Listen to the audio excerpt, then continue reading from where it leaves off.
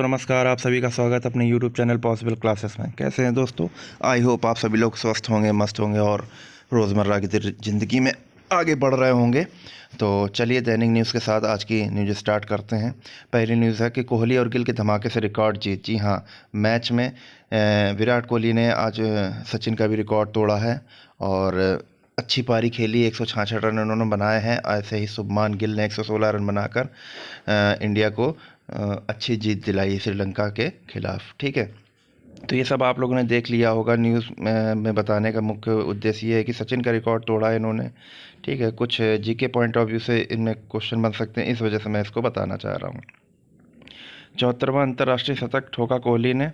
ठीक है, और 2 शतक और 18 वनडे मुकाबलों में शुभमान गिल शामिल हो गए। 5वें स्थान पर कोहली सर्वाधिक रन बनाने वाले बन गए वनडे में। ठीक है, तो ये बन सकता है क्वेश्चन। 5वें स्थान पर पहुंचे कोहली सर्वाधिक वनडे रन बनाने वालों में। ठीक है, सचिन का रिकॉर्ड इन्होंने तोड़ा। देखिए क्या लिखा है कि कोहली ने 85 गेंद में पिछले 4 वनडे में अपना तीसरा शतक पूरा किया। ये श्रीलंका के खिलाफ उनका 10वां शतक है। उन्होंने स्वदेश में 21वें शतक के साथ घर में सर्वाधिक शतक के सचिन तेंदुलकर 20 शतक उन्होंने बनाए थे, उनका रिकॉर्ड तोड़ दिया। यानी कि सचिन ने 20 शतक लगाए थे घरेलू मतलब स्टेडियम में। ठीक है, और ऐसे ही इन्होंने 21वें शतक लगा के सचिन का रिकॉर्ड तोड़ दिया है। और कल 390 रन की पारी, मतलब पूरा भारत ने पहले बल्लेबाजी करते हुए 5 विकेट पर 390 रन का विशाल स्कोर खड़ा किया था, जहां पर उन्होंने श्रीलंका की टीम को 73 रन पे ही तबाह कर दिया एक तरीके से। ठीक है, ये पूरा इसमें दिया गया, ये सब आप लोग जान सकते हैं। ये क्रिकेट स्कोर बोर्ड दिया गया, पूरा देख सकते हैं। ठीक है, तो ये क्रिकेट न्यूज़ से संबंधित न्यूज़ हो गई है। आगे न्यूज़ देखते हैं हम लोग। शीतकालीन अवकाश ख़त्म, आज से खुलेंगे प्रसिद्धि स्कूल। जी हाँ, आज से शीतकालीन यानी कि विंटर वेकेशन जो थे वो ख़त्म हो गए और आज से प्रसिद्धि स्कूल खुलेंगे। प्रदेश में शीतकालीन अवकाश के कारण 1 दिसंबर से बंद हुए बेसिक शिक्षा परिषद के 8वीं तक के स्कूल सोमवार से फिर खुलेंगे। मौसम को लेकर कहीं दिक्कत होगी तो स्थानीय स्तर पर डीएम का आदेश लागू होगा। माध्यमिक स्कूलों में भी सर्दी को देखते हुए समय में किया गया बदलाव खत्म होगा और पूर्वज विद्यालय समय से खुलेंगे। जारी समय सारणी के अनुसार प्रसिद्धि प्राथमिक व पूर्व माध्यमिक विद्यालय सुबह 9 से दोपहर 3 बजे तक संचालित होंगे। ठीक है, तो आज से स्कूल विद्यालय खुल गए हैं और बच्चे लोग फिर से स्कूल जाएंगे, पढ़ाई स्टार्ट होगी। चलिए अगली न्यूज़ देखते हैं क्या है।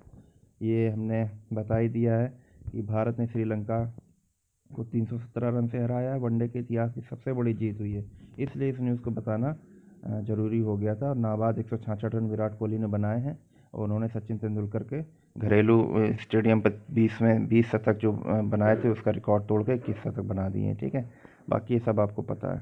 ठीक, घरेलू धरती पर 21वां एक किसी की शतक जड़ा है, सचिन को पीछे छोड़ा है। ठीक है, तो ये न्यूज़ होगी। आगे देखते हैं। ये देख लीजिए, बहुत बड़ा हादसा हो गया है। ये नेपाल का ये क्या कहते हैं विमान है, इसमें 68 यात्री की डेथ हो गई। इसमें 5 भारतीय भी शामिल थे, बहुत ही दुखद है। ठीक है, समाचार है ये। कल एक इसका वीडियो भी वायरल हुआ था, आप लोगों ने देखा होगा। चलिए आगे देखिए। मुख्य समाचार में से आपका है कि ये निकला है कि एडेड स्कूलों में पीईटी के सामान्यीकृत अंक के आधार पर होगा चयन। यानी कि सामान्यीकृत का मतलब नॉर्मलाइज्ड स्कोर के आधार पर चयन होगा। एडेड स्कूलों में पीईटी का नॉर्मलाइज स्कोर निकले। तो इसमें जो लिखा हुआ है कि सहायता प्राप्त एडेड माध्यमिक विद्यालयों में चल रही लिपिक भर्ती में साक्षात्कार के लिए प्रारंभिक अर्हता परीक्षा यानी कि पीईटी में प्राप्त सामान्यीकृत अंक यानी कि नॉर्मलाइज स्कोर के आधार पर अर्ह अभ्यर्थियों को बुलाया जाएगा। इससे पहले नवंबर 2021 में जारी भर्ती प्रक्रिया के निर्देशों में सिर्फ पीईटी के परसेंटाइल स्कोर के आधार पर टंकण परीक्षा में अभ्यर्थियों को बुलाने को कहा गया था। ठीक है, तो समझ रहे हैं क्या हो रहा है इसमें। और परसेंटाइल स्कोर के आधार पर कहा गया था, अब नॉर्मलाइज स्कोर के आधार पर बुलाया जाएगा। ठीक है, विभिन्न जिलों से अंक गणना पर सवाल उठने के बाद माध्यमिक शिक्षा निदेशक ने नए निर्देश जारी कर स्थिति स्पष्ट की। विभाग ने इस संबंध में उत्तर प्रदेश अधीनस्थ सेवा चयन आयोग से राय मांगी थी। वहाँ से बताया गया कि पीईटी 2021 की लिखित परीक्षा 2 पालियों में हुई थी, इसलिए परीक्षा के सामान्यीकृत अंक के आधार पर चयन संबंधी आगे की कार्रवाई की थी। समझ रहे हैं, अभी तक परसेंटाइल स्कोर पे बात चल रही थी, अब क्या है उसका जो रॉ स्कोर होता है उसके साथ नॉर्मलाइज स्कोर होता है, उसके आधार पर अब बुलाया जाएगा। ठीक है, लिखा हुआ पूर्व में परसेंटाइल स्कोर के आधार पर टंकण परीक्षा में शामिल करने के थे निर्देश। आयोग से जवाब मिलने के बाद माध्यमिक शिक्षा निदेशक ने स्पष्ट की स्थिति, अब ऐसे होगा चयन। ठीक है। विभागीय अधिकारियों के अनुसार एडेड विद्यालयों की लिपिक भर्ती में पीईटी उत्तीर्ण अभ्यर्थियों को आवेदन का अधिकार दिया गया है।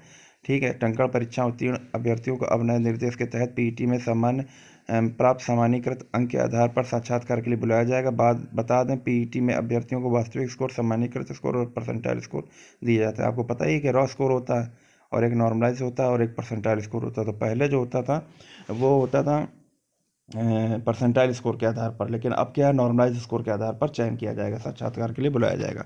चलिए अगली न्यूज़ देख लेते हैं हम लोग कि रेलवे ग्रुप डी से रिलेटेड निकली है। रेलवे ग्रुप डी भर्ती में महिलाओं ट्रांसजेंडर के लिए समान अहर्ता। ठीक है, तो देख लिए ट्रांसजेंडर के लिए भी निकला हुआ है। ट्रांसजेंडर अभ्यर्थियों के लिए 20 किलोग्राम वजन के साथ 100 मीटर की दूरी तय। देख रहे जो ये पीटी हो रही ना, फिजिकल एफिशिएंसी टेस्ट, उसके बारे में लिखा हुआ है। लिखा है रेलवे ने पहली बार ग्रुप डी के तमाम पदों में भर्ती के लिए ट्रांसजेंडर अभ्यर्थियों के चयन का मानक निर्धारित कर दिया है। ग्रुप डी की शारीरिक दक्षता पीईटी जो मानक महिला अभ्यर्थियों के लिए है, वही मानक ट्रांसजेंडर अभ्यर्थियों के लिए भी रहेंगे। समझ रहे हैं? यह व्यवस्था 16 जनवरी से शुरू हो रही है। रेलवे भर्ती प्रकोष्ठ प्रयागराज की ओर से आयोजित पीईटी से लागू हो रही है। ठीक है। आरआरसी प्रयागराज ने रेलवे बोर्ड के निर्देश के बाद पहली बार ट्रांसजेंडर अभ्यर्थियों के पीईटी का मानक जारी किया है। इस दौरान महिला अभ्यर्थियों की तरह ट्रांसजेंडर अभ्यर्थियों को भी पीईटी में एक ही तरह की प्रक्रिया से गुजरना होगा। क्या इनका दिया गया 100 मीटर की दूरी 2 मिनट में तय करनी होगी और 20 किलोग्राम वजन। ठीक है, ट्रांसजेंडर अभ्यर्थियों को 20 किलोग्राम, जबकि पुरुष के लिए 35 किलोग्राम वजन उठाकर तय करनी है 100 मीटर की दूरी। इसके अलावा महिला और ट्रांसजेंडर अभ्यर्थियों को पीईटी में 1000 मीटर की दौड़ 5 मिनट 40 सेकेंड में लगानी होगी। ठीक है, इससे ज़्यादा का वक्त लेने वाले अभ्यर्थियों को योग्य नहीं माना जाएगा। वहीं पुरुष के लिए पूरा दिया हुआ है। सब आपको पता होगा किस कैटेगरी में कितना क्या है। तो ये एक नया मतलब निकाला गया है, ये 16 तारीख से ही लागू किया गया कि ट्रांसजेंडर के लिए भी वही सेम प्रक्रिया होगी। फिजिकल एफिशिएंसी टेस्ट में सेम वही प्रोसीजर रखा गया है जो कि महिलाओं के लिए रखा गया है। ठीक है, तो ये हो गया रेलवे ग्रुप टी के लिए, वही लिखा हुआ ट्रांसजेंडर के लिए समान अर्हता। प्रवक्ता भर्ती की स्क्रीनिंग परीक्षा में 218 हुए सफल। जी हाँ, लेक्चरार की जो भर्ती होती है उसकी स्क्रीनिंग परीक्षा में 218 हुए सफल। यूपी पीएससी ने घोषित किया 12 में से 4 विषयों का परिणाम। क्या लिखा हुआ है? लिखा, प्रमाण पत्रों के सत्यापन के लिए पहुंचे 162 अभ्यर्थी। कर्मचारी चयन आयोग, ये एसएससी का दिया हुआ है, देख रहे हैं। पहले इसको पढ़ लेते हैं हम लोग, इसमें ही 3 न्यूज़ दी गई हैं। उत्तर प्रदेश लोक सेवा आयोग ने प्रवक्ता राजकीय होम्योपैथिक मेडिकल कॉलेज स्क्रीनिंग परीक्षा 2020 का परिणाम जारी कर दिया है। इसके तहत 12 विषयों में से प्रवक्ता के 130 पद पर भर्ती होनी है। हालांकि आयोग ने अभी 4 विषयों में 218 अभ्यर्थियों को इंटरव्यू के लिए सफल घोषित किया है। बाकी 8 विषयों का परिणाम बाद में जारी किया जाएगा। स्क्रीनिंग परीक्षा बीते वर्ष 14 से 19 अक्टूबर तक आयोजित की गई थी। इसमें प्रवक्ता फार्मेसी में 64, प्रवक्ता मटेरिया मेडिका में 70 और प्रवक्ता रिपोर्टरी में 71 और प्रवक्ता एनाटॉमी में 13 अभ्यर्थियों को सफल घोषित किया गया है।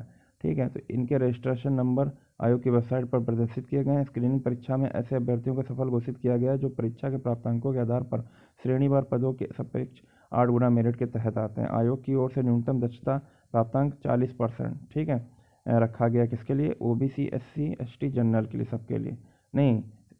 जनरल यानी कि यूआर ओबीसी के लिए 40% और एससी एसटी के लिए 35% रखा गया है। ठीक है, अभ्यर्थियों के आवेदन पत्र विभिन्न परीक्षाओं के प्राप्तांक प्रपत्र आदि आयोग की वेबसाइट पर उपलब्ध है। ठीक है, राजकीय होम्योपैथिक कॉलेज में कुल 130 पदों पर होनी है भर्ती, ये दिया गया। और प्रमाण पत्रों के सत्यापन के लिए पहुंचे 162 अभ्यर्थी। एसएससी के जो 162 अभ्यर्थी हैं डीवी के लिए पहुंचे हैं। कर्मचारी चयन आयोग की ओर से कंबाइंड ग्रेजुएट लेवल सीजीएल भर्ती 2021 की टियर 3 परीक्षा में सफल अभ्यर्थियों के प्रमाण पत्रों का सत्यापन शुरू करा दिया गया है।